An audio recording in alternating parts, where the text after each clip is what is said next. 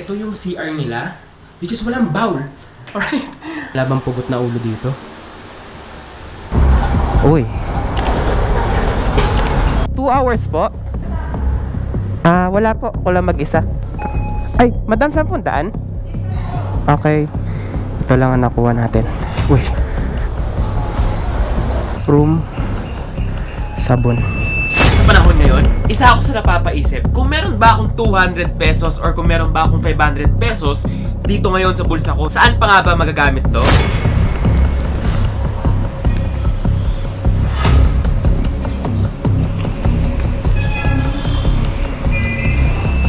Saan ko pa nga ba magagastos to nang may kasama? 3 hours, 200. Let's try that.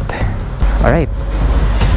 2 hours po? Paano pag walang ID po, madam?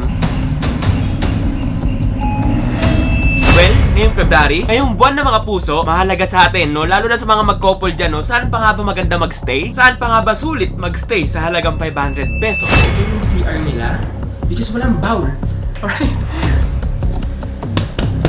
Tingnan natin itong ilalim ng kama. Labang pugot na ulo dito. Hindi naman sabi nag-overthink kita, pero isa rin ako sa mga nagtataka kung ano nga bang klaseng kwarto ang mapupuntahan ko sa halagang 200 pesos or let's say sa halagang 500 pesos. Ano nga bang klaseng serbisyo or ano nga bang klaseng kama ang mahihiga ko sa ganitong klaseng presyo. Samahan niyo ako ngayong gabi para sa panibago nating episode ng reviewing the cheapest hotel here in Metro Manila.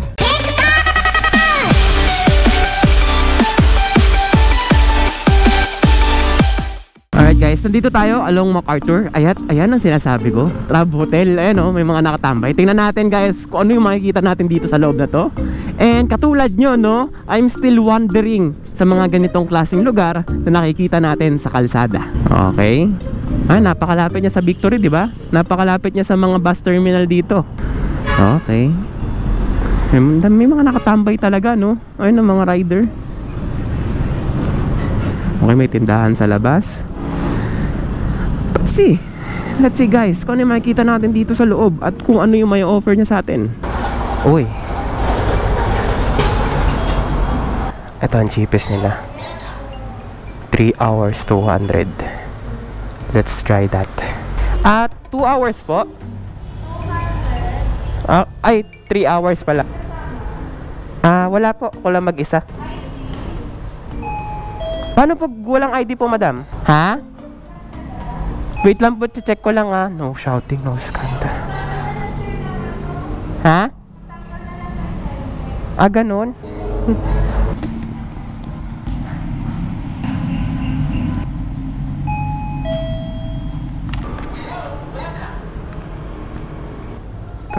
Ay, madam, 10 daan? Okay. Ito lang ang nakuha natin. Uy.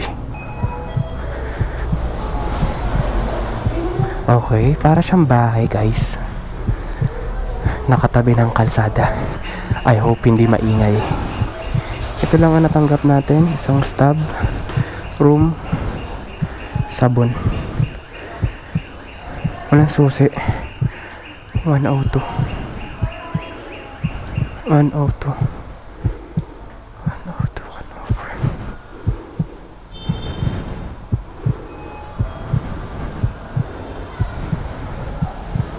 Ito na guys, the moment of truth. Katabi natin yung bintana pala halos.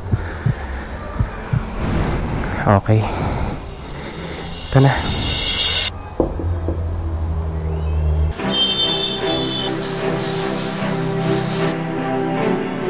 What is up guys? Nandito na tayo sa may Trab Hotel, which is located dito sa may MacArthur Highway going to Valenzuela. Actually, malapit na to sa boundary ng Caloocan and Valenzuela City. I think Malabon muna pala bago Valenzuela. Basta along lang to sa may circle, tapos MacArthur Highway papunta ng Valenzuela. So, this is what you get in 200 pesos for 3 hours of stay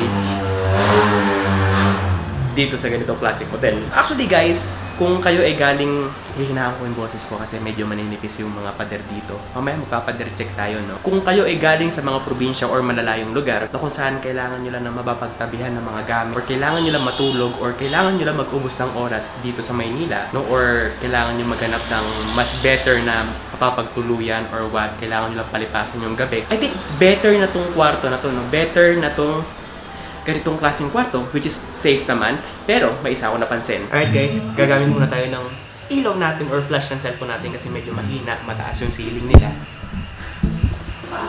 Rinig ko lahat ng umaakyat.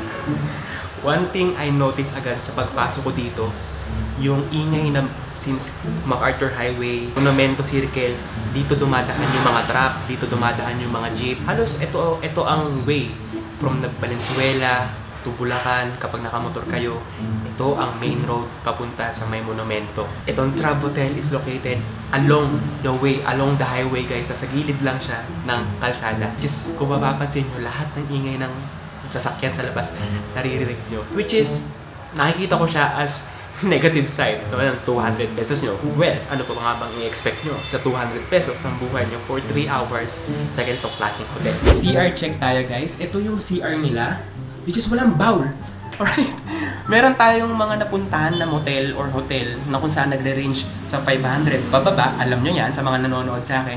Itong tag 200 pesos na motel na napuntahan natin. As in talagang tulugan.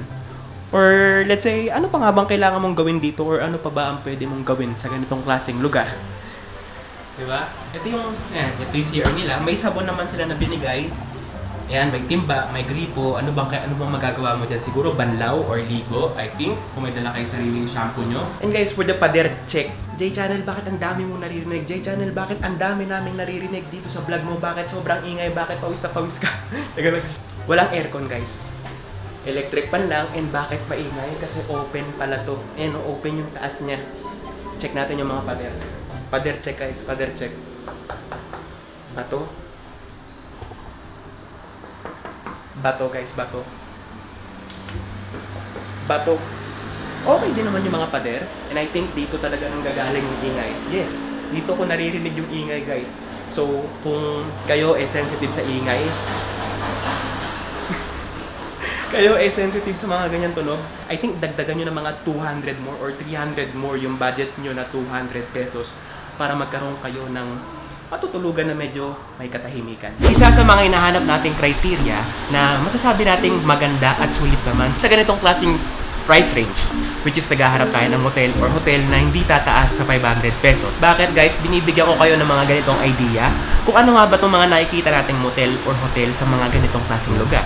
Kung yung 500 pesos pa nga ba ng buhay natin meron pang mararating or magagamit pa nga ba natin sa mga ganitong klaseng lugar na kung saan pwede ka naman talaga mag-stay. Bilang masasabi natin na sulit itong isang lugar na to sa 500 pesos is yung cleanliness. Kilala nyo ako, nag-aamoy check tayo kung bagong laba nga ba yung mga gamit nila or pinapalitan nga ba talaga nila yung mga ganitong klaseng kumot sa mga ganitong lugar or sa kwarto nila. Part to ng cleanliness. Yung kumot guys, check sa akin.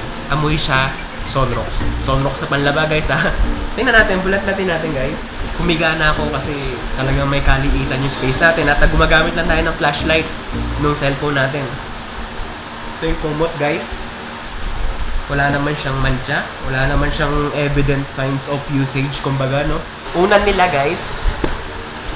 Actually unan nila para siyang air pillow. Oh, matigas siya pero malinis ha. Oh. Unan to. Malinis guys. Ito naman yung kama nila. Wala naman ako nakikitang mancha. And I think kung maarte kayo sa mga ganitong klase o tinanggal nyo na yung arte nyo dito sa ganitong klaseng lugar, no? Sa ganitong klaseng kwarto. Pero itong kama, itong unan, malinis naman guys, maputi naman. Pero na lang kanina may nakita akong ipis. Malinis siya. Dito sa nakikita ko dito sa view natin. Tingnan natin. Bato guys. Bato rin, tiles. Electric pa, dinuksan ko na, init kasi. Bilang isang matatakutin or bilang isang curious sa tao, alam ko, minsan yung hinahantay nyo dito sa mga ganitong klaseng room service. Tingnan natin itong ilalim ng kama. Wala bang pugot na ulo dito? Oh, wala guys, malinis naman. Maitim lang, pero malinis naman siya. See? This is what you get sa 200 pesos ng buhay nyo sa Caloocan or Valenzuela, kung saan pa man to, basta along MacArthur lang to guys. Dahil nga walang CR dito at maliit yung CR, yan kung saan talagang pangbanlawan lang or pangliguan lang siya, Ang tanong is, saan ka iihi? Saan ka tatae? Kapag dito ka nag-stay, lalo na 3 hours above or 6 hours, 12 hours, dito talaga kayo natulog ng family mo or what, kung sino gusto mo isama sa ganito. Tingnan natin guys, kung saan nga ba talaga yung CR dito. We're using GoPro para maliit lang.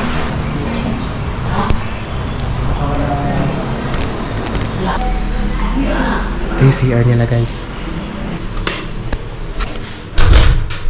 Welcome sa CR nila. Malinis naman guys. Makakatae ka, makakapaghilamos ka, makakaligo ka. Maraming tubig.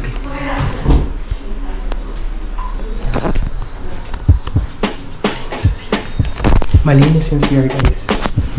Check na check. For 200 pesos. Okay itong CR nito guys. Ako ang tatanungin kung sulit nga ba ang 200 pesos ng buhay ko sa ganitong klaseng kwarto or sa ganitong klaseng hotel. So kung saan hotel ang tawag nila dito. Masasabi ko na rin sulit ang 200 ko dahil napoprovide naman yung kailangan natin eh. Kailangan natin ng malinis na matutulugan. Kailangan natin ng maiihian or matataian sakaling tawagin tayo ng kalikasan. Yun nga lang, medyo maingay. If I were you, magdadagdag lang ako ng 200 to 300 pesos eh magkakaroon na ako ng kwarto na may aircon at mas tahimik na lugar. Wala naman actually masamang mag-stay sa ganito. Either kasama mo yung mga kaibigan mo, jowa mo, or pamilya mo. Eh sa ganito lang kasyang budget mo eh. Ano pa nga ba magagawa natin kundi i-stretch na lang natin minsan yung mga budget natin since malapit naman ito sa mga terminal lalo na kung galing ka sa probinsya. Napaka-useful ng mga ganitong lugar. So this is your John Jericho Jacob. Again, your daily vlogger signing out.